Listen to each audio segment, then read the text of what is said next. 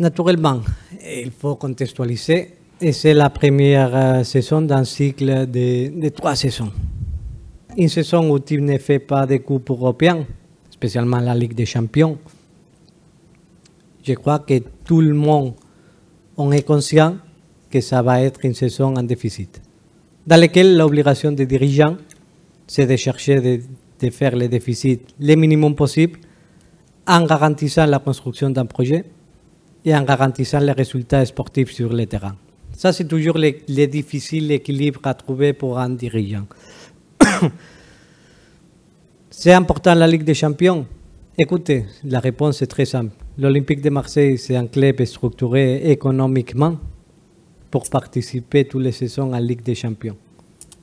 C'est vrai que si le club il participe d'une façon stable en Ligue des Champions, le modèle économique du club, ça permettra d'être dans une dimension complètement différente. Pour les revenus qui peuvent arriver, on voit que les clubs avec une continuité en Ligue des Champions, les revenus commerciaux, ça se multiplie par x2, x3, même comme ça.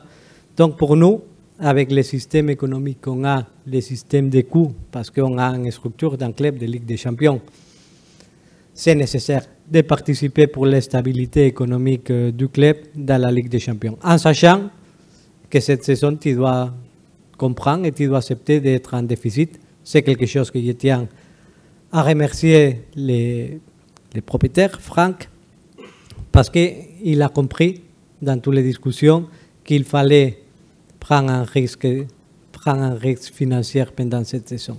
Cette saison, pour nous, la question, c'était très claire. Est-ce qu'on prend les risques sportifs ou est-ce qu'on prend les risques financiers? On a décidé de prendre les risques financiers et ça, c'est quelque chose que tout le monde, on doit remercier Franck parce que pas beaucoup de propriétaires, ils prennent ces positions et lui, il l'a pris d'une façon très ferme. Aussi en prenant des autres risques, comme c'était les lofts pendant l'été, comme c'était accepter de faire un investissement fort avec un des top entraîneurs européens comme Roberto De Zerbi. C'est quelque chose que c'est important aussi de le dire publiquement. Et c'est lui qui te donne la puissance de prendre ces risques financiers et pas les risques sportifs. C'est quelque chose d'important à dire publiquement. Comme dirigeant, ça serait irresponsable de prendre un double risque économique. On a parlé des risques financiers, ça serait quelque chose que ça serait un manque de respect vis-à-vis de notre propriétaire. Au même moment, quel est l'objectif? Le mercato, il a toujours une double vision, non? Un, de s'améliorer à niveau sportif. Un autre, c'est la façon la plus simple de faire améliorer un résultat économique. Je ne vais pas cacher qu'une saison sans Ligue des Champions, sans compétition européenne, c'est une saison difficile à niveau économique pour les clubs. Ça, je crois que tout le monde en est conscient. J'aimerais utiliser le mercato quand même pour récupérer en partie des investissements qu'on a fait pendant l'été.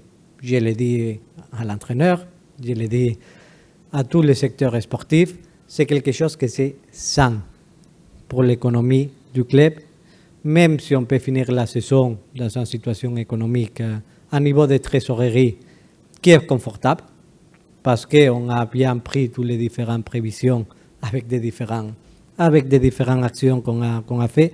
Le club, il n'a pas un problème de trésorerie, chose que dans le football est très important. Au même moment, c'est ma responsabilité comme président de faire des actuations avec beaucoup de responsabilités et dans ce moment où on a déjà pris les risques financiers pendant l'été, d'avoir une approximation très conservatrice dans ce mercato. Ça veut dire qu'il faut vendre et après acheter. Je ne le vois pas comme un mécanisme, mais oui que dans la stratégie, j'aimerais quand même améliorer la com des résultats à la fin de la saison, en tenant, et ça c'est la chose la plus importante, une performance sportive de haut niveau. Et en même temps, c'est la responsabilité aussi de chercher d'éviter qu'il y a des difficultés de trésorerie, même si on ne l'a pas. Donc, on va faire des opérations qui vont mettre en risque la trésorerie du club d'ici à la fin de la saison. Non, dans aucun cas. Je l'ai dit comme ça. Si on fait des opérations en sortie que ça nous permet d'avoir du marge, on voudrait avoir les meilleurs effectifs possibles toujours dans les terrains. On ne veut pas sacrifier des joueurs importants. Les joueurs importants de l'équipe ne sont pas en vente. On veut donner des continuités à cet effectif. Si on peut faire des opérations intelligentes avec des joueurs en manque de minutage, on est ouvert, mais toujours avec une responsabilité dans laquelle je ne dis pas que l'Olympique de Marseille va faire un marché sans joueurs en sortie qui va mettre en risque la stabilité financière du club. Non, pas de part des joueurs importants, ça c'est quelque chose que je tiens à dire publiquement. Non, s'ils sont des joueurs importants sur le terrain, pas du tout. L'objectif c'est de garder les joueurs importants qui sont dans le terrain au sein de l'effectif. La masse salariale d'un sujet de différentes questions. Cette saison, on a beaucoup réduit vis-à-vis de la saison dernière notre masse salariale. Le projet dans les prochaines années du club, c'est de rester plus ou moins stable avec la masse salariale qu'on a dans ce moment. Même s'il y a une partie de la masse salariale, comme vous savez, que ce n'est pas optimisé.